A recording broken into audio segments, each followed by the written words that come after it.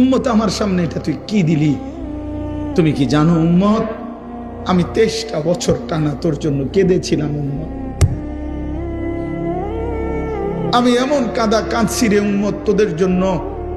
এশার নামাজের পরে দাঁড়াইছি, ফজরের আজান পর্যন্ত আমি আমার মালিকের কাছে তোদের জন্য, উম্মতের জন্য চোখের পানি ফেলে কাঁদছিলাম।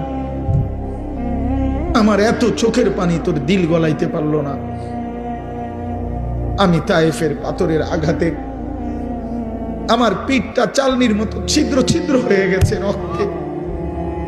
আমি বুকে পেটে 2টা পাথর বাঁধছি ক্ষুধার কষ্টে। আমি উহুদের দান শহীদ করা রক্তে উহুদের ময়দানে পড়েছিলাম বেহুশ হয়ে। আমার ঘরের চুলায় 3 মাস রান্নার জন্য কোনোদিন চুলায় আগুন জ্বলে নাই। আমার এত চোখের পানি, এত রক্ত, এত ক্ষুধার কষ্ট, কিছুই তোর মন গলাইতে পারলো না, তোরে সেজদা দিতে পারলো না। এটা আমার সামনে কি আনলা? আমি এই আমল নামা নিয়ে আল্লাহর সামনে কেমনে দাঁড়াবো?